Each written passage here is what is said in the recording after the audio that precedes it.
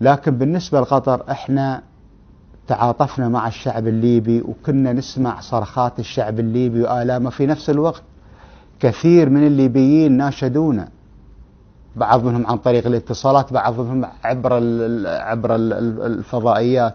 فلا بد ان احنا يعني نتحرك في هذا الموضوع، ونتحرك مع اي مجموعة. فتحركت دول مجلس التعاون الخليجي في البداية، نقل الموضوع للجامعة العربية، ومن ثم إلى مجلس الأمن. وأنا أعيد أنا شكري للقوات الغير عربية اللي شاركت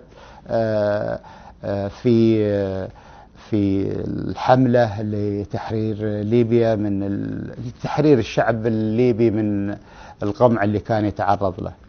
الآن وقد بدأ التحضير للعملية السياسية في ليبيا بعد تكريس كما يقول المراقبون الانتصار العسكري على نظام القذافي، بدأ أيضا الحديث سمو الأمير عن أن بعض الدول التي شاركت في الحملة من أجل تنحية القذافي، وحتى القذافي شخصيا يروج لذلك، وحتى سيف الإسلام، بأن كل الذين تدخلوا يطمعون في خيرات ليبيا، النفط والغاز، ومن ضمنهم قطر. وهل لقطر مثلا مصالح أولا أنتم تعرفون أن قطر ولله الحمد دولة غنية، ولا احنا محتاجين أي مساعدة من أحد، ولكن مثل ما ذكرتك احنا تدخلنا على من أجل الشعب الليبي.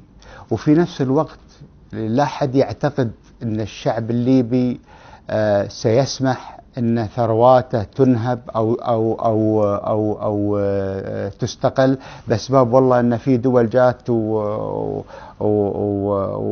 وساعدت الشعب الليبي وحررته. أنا أعتقد هذا القرار في يد الشعب الليبي. لكن في نفس الوقت يا أخي إحنا في قطر إحنا عندنا مشاركات كثيرة مع دول، مع شركات، مع هذا، وهذا نظام عالمي. هنا الليبيين أو غير الليبيين هم يستطيعون يقررون هذا. إلى الشأن السوري، كان لافتا